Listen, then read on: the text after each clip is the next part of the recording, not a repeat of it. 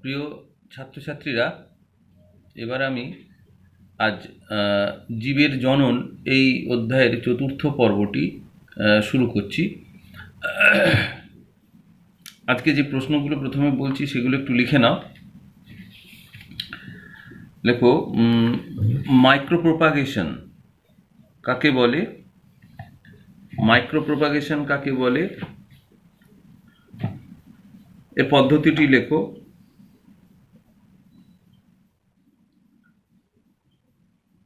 কোন কোন উদ্ভিদে মাইক্রোপ্রোপাগেশন করা হয়? কোন কোন উদ্ভিদে মাইক্রোপ্রোপাগেশন করা হয়? এর সুবিধা লেখো। এর সুবিধা লেখো। তারপরে লেখো, অঙ্গজ জনন ও অযৌন জননের পার্থক্য লেখো।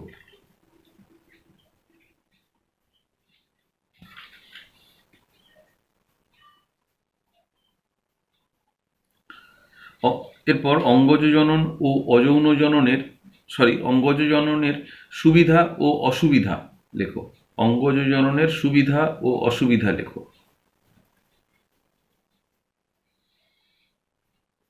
পরের প্রশ্ন,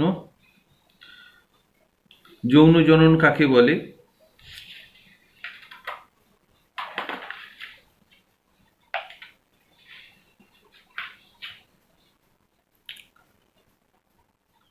একে অ্যাম্ফিমিক্সিস বলে কেন? একে অ্যাম্ফিমিক্সিস বলে কেন?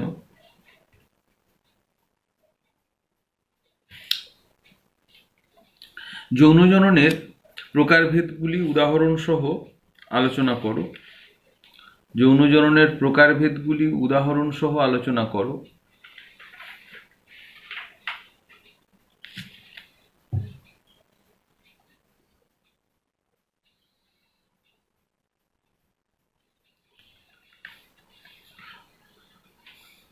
যৌন জননের গুরুত্ব লেখো।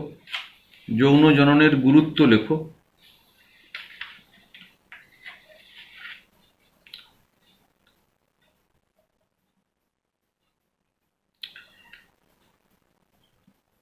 গুরুত্বের ব্র্যাকেটে সুবিধা লিখতে পারো, কারণ এটা একই হবে। সুবিধা লেখো ও অসুবিধা লেখো। গুরুত্ব বা সুবিধা লেখো ও অসুবিধা লেখো।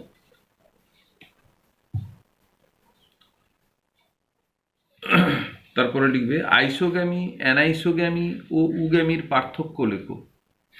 আইসোগ্যামি, অ্যানাইসোগ্যামি ও উগ্যামির পার্থক্য লেখো।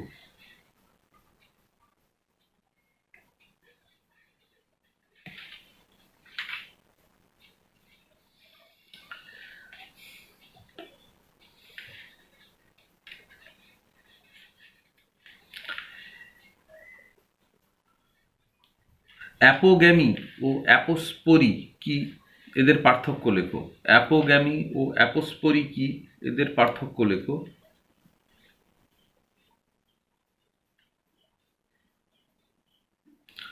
কনজুগেশন কাকে বলে? উদাহরণ দাও।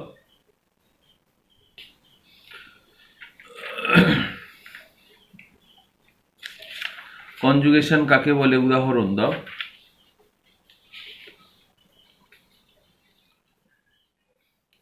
সংশ্লেষ ও নিষেকের পার্থক্য লেখো। সংশ্লেষ ও নিষেক বা কনজুগেশন ও সিনগ্যামি একই কথা। কনজুগেশন ও সিনগ্যামির পার্থক্য লেখো। একই হবে এটা।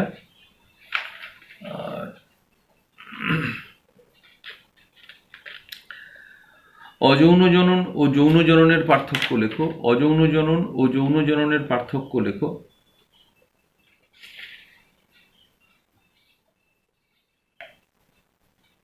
অপুংজনি কাকে বলে? অপুংজনি কাকে বলে? উদাহরণ দাও।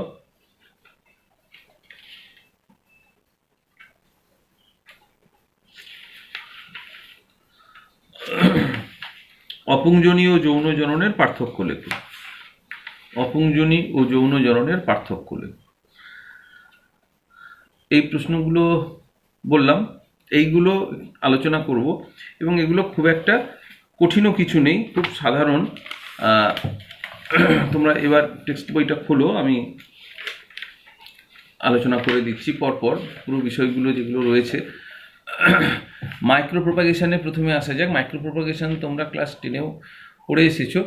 এখানে মাইক্রো প্রোপাগেশন মানে হচ্ছে টিস্যু কালচার পদ্ধতিতে উদ্ভিদের কোনো ভাজক কলা বা কোনো ভ্রূণ এইসব নিয়ে, বা মূল, যেগুলো ভাজক কলা অর্থে মূলের আগা, কচি পাতা বা কাণ্ডের আগা, এগুলো বা কোনো ভ্রূণ, শস্য এসব নিয়ে বা পরাগরেণু থেকেও করা যায়, অপত্য উদ্ভিদ তৈরি করা হয়। অল্প সময়ের মধ্যে অসংখ্য অপত্য উদ্ভিদ তৈরি করার পদ্ধতিকে বলা হয় মাইক্রো প্রোপাগেশন। মাইক্রো প্রোপাগেশনের পদ্ধতিতে যেখানে বইয়ে দেখবে তোমাদের 5টা স্টেজ রয়েছে, এই 6টা স্টেজগুলো প্রত্যেকটা ভালো করে পড়বে, 3 নম্বরের কোয়েশ্চেন এখানে আসতে পারে।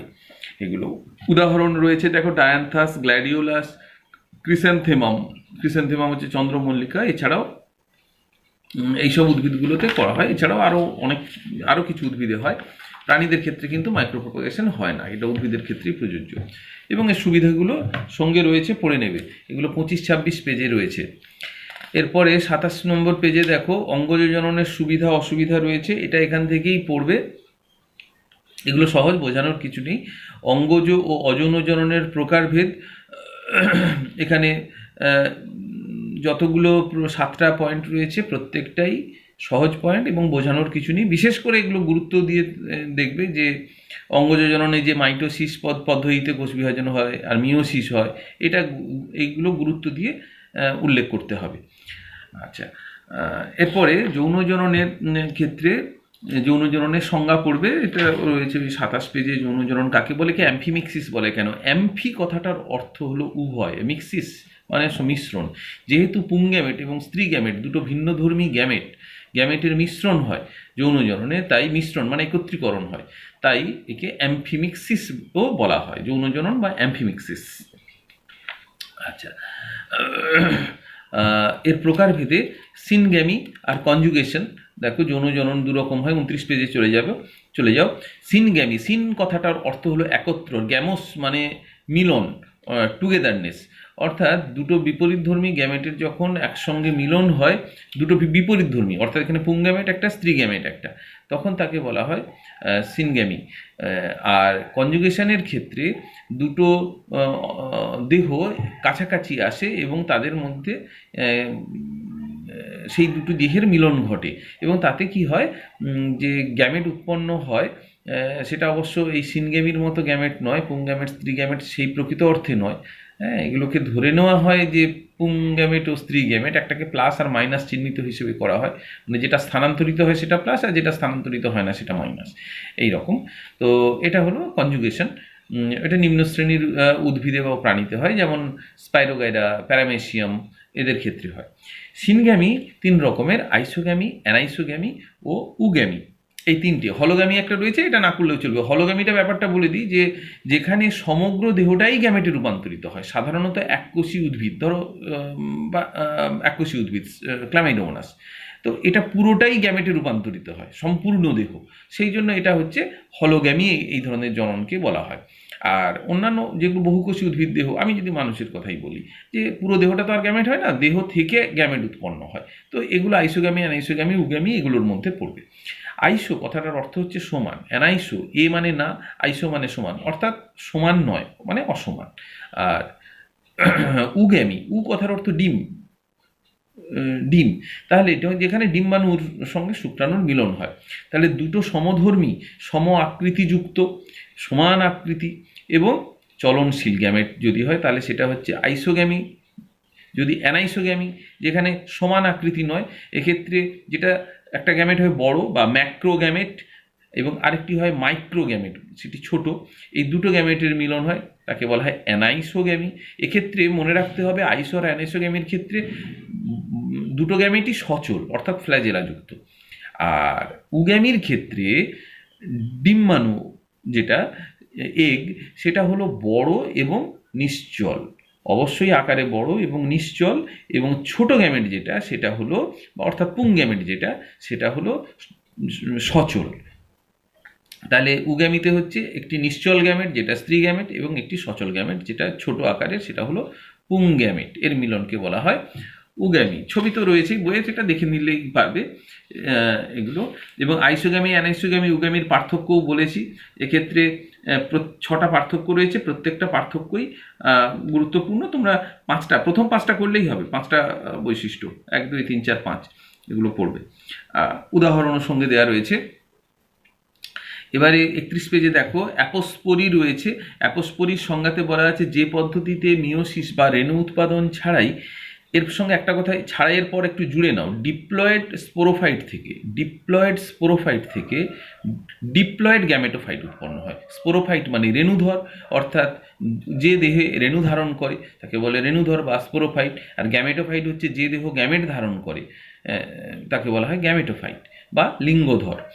গ্যামেটোফাইটের বাংলা লিঙ্গধর, স্পোরোফাইটের বাংলা রেণুধর। তো ডিপ্লয়েড এবং স্পোরোফাইট থেকে ডিপ্লয়েড গ্যামেটোফাইট উৎপন্ন হয়, তাকে বলা হয় অ্যাপোস্পোরি। এখানে উদাহরণ দেওয়া রয়েছে, এটা দেখে নেবে। আর পেজ উল্টাও অ্যাপোগ্যামি রয়েছে 32 পেজে। এখানে দেখো অ্যাপোগ্যামি অর্থাৎ যেখানে গ্যামেটোফাইট থেকে অর্থাৎ লিঙ্গধর থেকে গ্যামেট উৎপাদন না করেই, গ্যামেট না হয়ে সরাসরি স্পোরোফাইট উৎপন্ন হয়, মানে রেণুধর উৎপন্ন হয়, তাকে বলা হয় অ্যাপোগ্যামি। এখানে নিষেক হয় না, যেহেতু এখানে কোনো গ্যামেট উৎপন্ন হয় না, তাই নিষেকের কোনো প্রয়োজনই নেই। পার্থক্য সঙ্গে রয়েছে, পার্থক্যটা পড়ে নেবে। 3টে পার্থক্য আছে, এটা এখান থেকেই পড়বে। এরপরে কনজুগেশন 33 পেজে এসো। ব্যাপারটা তো আগেই আমি বলে দিয়েছি কনজুগেশনে। এবং এখানে একটা কনজুগেশন টিউব তৈরি হয় স্পাইরোগাইডার ক্ষেত্রে, কিন্তু প্যারামেসিয়ামের ক্ষেত্রে অবশ্য কনজুগেশন টিউব হয় না। দুটো দেহ স্পাইরোগাইডার প্যারামেসিয়ামের কাছাকাছি আসে, এদের যে আবরণগুলো দ্রবীভূত হয় এবং যে অংশে স্পর্শ করে সেই অংশে দেহের যে পেলিকাল আবরণ এটা দ্রবীভূত হয় এবং প্রোটোপ্লাজমের মধ্যে কানেকশন তৈরি হয়ে যায়, ব্রিজ তৈরি হয়। যাই হোক, আর এটা পড়লেই হবে, শুধু উদাহরণ জানলেই হবে। কিভাবে হয় ডিটেলটা প্রয়োজন নেই। এখানে সংশ্লেষ এবং সিনগ্যামির পার্থক্য রয়েছে, পেজ উল্টে যাও 34 পেজে। এবং এটা যদি বলা হয় সংশ্লেষ ও নিষেক, সংশ্লেষ মানে কনজুগেশন, নিষেকের একই পার্থক্যই হবে। এবং এখানে 4-5টা পার্থক্য রয়েছে, এগুলোই পড়ে নেবে। যৌন অযৌন জননের পার্থক্য প্রত্যেকটাই গুরুত্বপূর্ণ। এর পরে রয়েছে এখানেও ওই মাইটোসিস মিওসিসের বিষয়টা আসবে। অযৌন জননে মিওসিস হয় না, যৌন জননে মিওসিস হয়। এখানে ভেদ অপত্য জননে, অযৌন জননের ফলে উৎপন্ন অপত্যদের মধ্যে ভেদ সৃষ্টি হয় না, ভেরিয়েশন হয় না। এদের যৌন জননে হয়, বিবর্তনে ভূমিকা নেই, ভূমিকা আছে, ইত্যাদি ইত্যাদি। এগুলো গুরুত্বপূর্ণ পয়েন্ট, এগুলো উল্লেখ করবে। গ্যামেট তৈরি হয় না অযৌন জননে, যৌন জননে গ্যামেট হয়, এটা রেণুর মাধ্যমে সাধারণত হয়। এগুলো পড়বে এখান থেকে। এরপরে যৌন জননের 36 পৃষ্ঠায় যাও, যৌন জননের সুবিধা। এই সুবিধা বা গুরুত্ব এই একই জিনিস, অর্থাৎ ভেরিয়েশন হয়, অভিব্যক্তি হয় এবং অভিযোজনে সাহায্য করে, এদের জীবনী শক্তি বেশি হয়। প্রথম 3টে পয়েন্টই মূলত গুরুত্বপূর্ণ। তারপরে সুবিধা রয়েছে, এই অসুবিধা রয়েছে, এটাও পড়বে, সহজ জিনিস। আর অপুংজনী তো জানো, এগুলো পার্থেনোজেনেসিস বলা হয় ইংরেজিতে, যে ছাড়াই যদি অনিষিক্ত ডিম্বাণু থেকে সরাসরি জীবদেহ অপত্য দেহ উৎপন্ন হয়, তাকে বলা হয় অপুংজনী। এবং অপুংজনী কিছু উদ্ভিদের ক্ষেত্রে হয়, কিছু প্রাণীর ক্ষেত্রে হয়। তোমরা আগেও পড়েছো, মৌমাছি, বলতাব, এদের ক্ষেত্রে অপুংজনীর মাধ্যমে পুরুষ উৎপন্ন হয়। এটা এখান থেকে এইটুকু উদাহরণ জানলেই হবে। 38 পৃষ্ঠায় চলে যাও, এখানে অপুংজনী আর যৌন জননের পার্থক্য রয়েছে। এটা 4টে পার্থক্য আছে, এটা এখান থেকেই দেখে নেবে। একই, খুব সহজ জিনিস, বোঝানোর মতো তেমন কিছু নেই এখানে। আর এই চ্যাপ্টারে আর তেমন কিছু আলোচনা নেই। আশা করি তোমরা এটা বুঝতে পারলে। বিষয়টা আজকে যে বিষয়গুলো আলোচনা হলো সেগুলো নিশ্চয়ই তোমরা বুঝতে পেরেছো। জীবের জনন চ্যাপ্টারটা এখানে শেষ হলো।